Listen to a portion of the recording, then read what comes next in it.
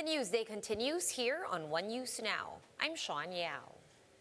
Presidential aspirant and Senator Bong Go is in General Santos City to give assistance to residents in the area. To tell us more, Jem Avancenia joins us live from on the ground in Gensan. Jem, what's the latest on Senator Bong Go's visit there? Sean, it wasn't just Senator Bong Go. Some of the administration's senatorial bets are also with him here in General Santos City. The group visited the Malasakit Center in General Santos City and distributed gifts such as computer tablets, shoes and bicycles to patients and frontliners.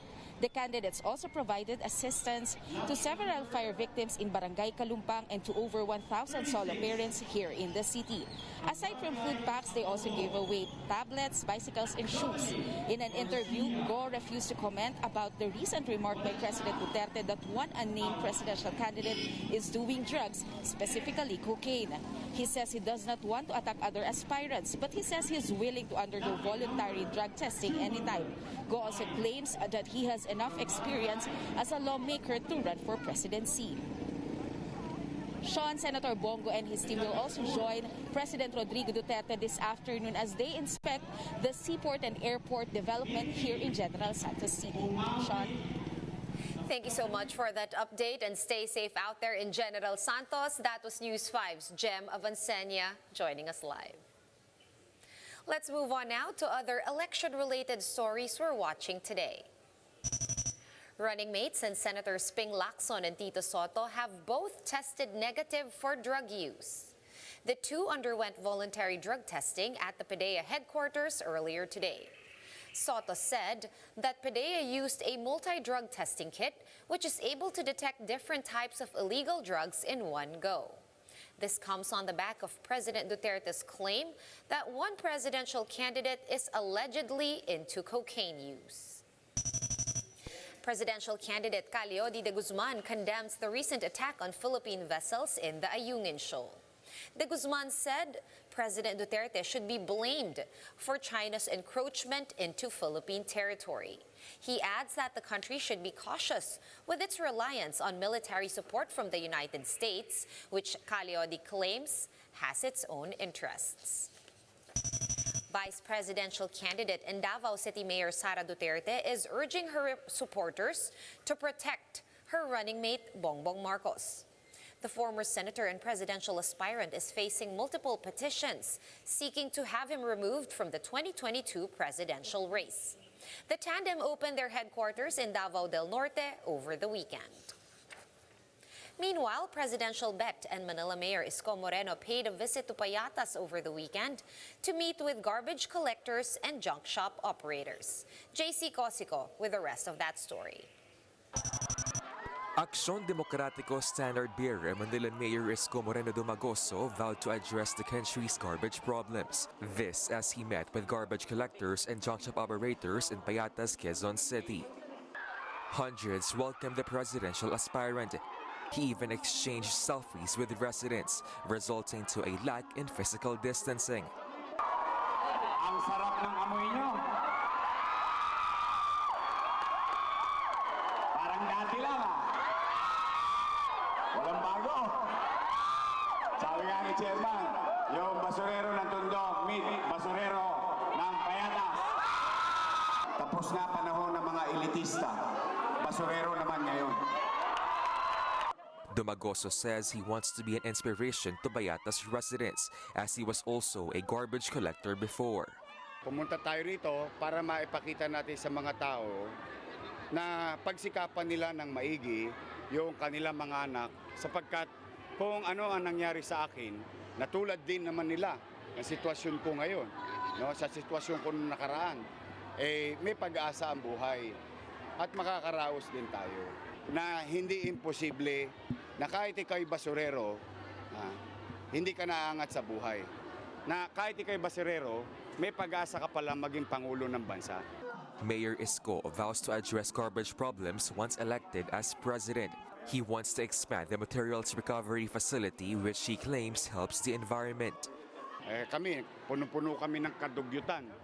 Pero yung atin naman, no, nililinis natin ng kalsada, hinahakot natin ng basura, at tapos nakapaghahanap buhay pa rin yung mga basurero natin sa Maynila. At pwedeng puhunanan ng gobyerno under DNR.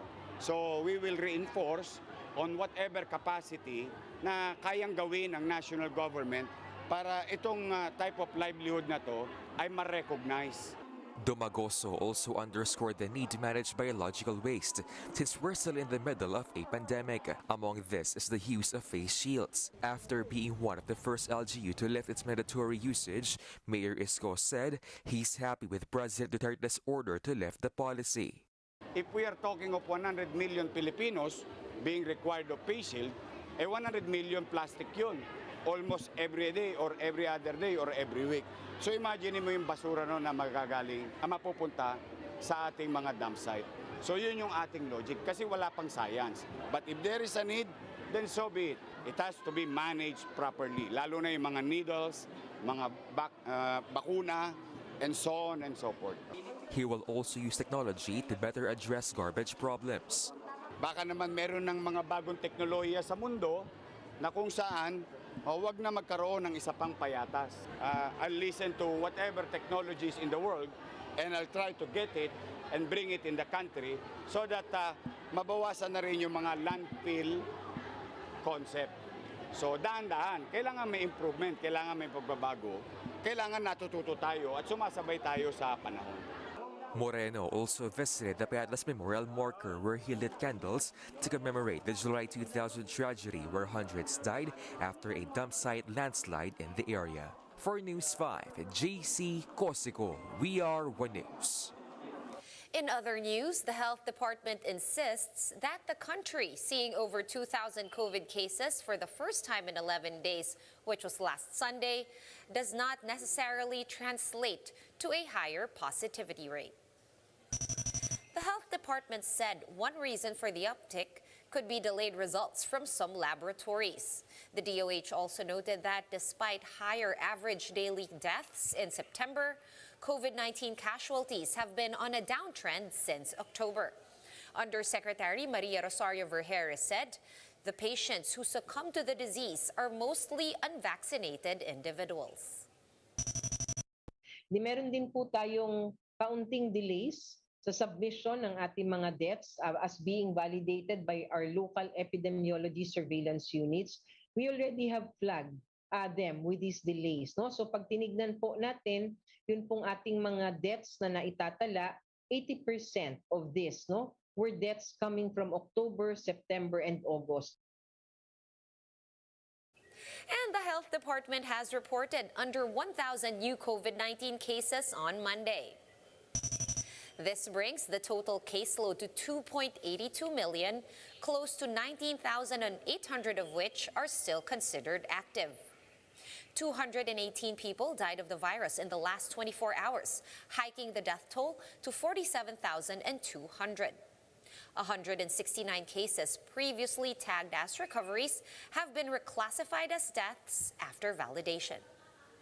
Meanwhile, total recoveries are now at 2.75 million after 2,200 new survivors overnight. 2.8% of the 35,900 total tests included in today's bulletin yielded positive results. 2 laboratories were not operational, while 3 others were not able to submit data to the DOH system. Let's take a quick look at today's other top stories. The suspect in the rock-throwing incident at the MRT-3 is now under police custody at the Pasay City Substation 4. The 29-year-old suspect injured 1 passenger after throwing a rock at an MRT-3 train coach on Sunday. MRT-3 management will be filing several complaints against the suspect, including one for malicious mischief. The Interior Department will tap members of the SK or Sangguniang Kabataan as data encoders for the Bayanihan Bakunahan program. Other government agencies and offices have been instructed to extend all possible support for the 3-day vaccination program.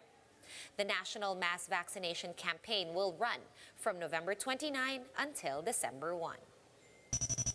And international pop group BTS wins Artist of the Year at the American Music Awards. They managed to beat rival nominees Ariana Grande, Drake, Olivia Rodrigo, Taylor Swift, and The Weeknd. The boys also won Group of the Year and Favorite Pop Song. For more updates, visit News 5, The Philippine Star, and Business World online. Visit our website, onenews.ph, for more in-depth analysis. You can also catch One News on the Signal Play app. Register for a free account at www.signalplay.com and stream One News live anytime, anywhere. Masks on, wash hands, and stay safe, Philippines. I am Sean Yao. We are One News.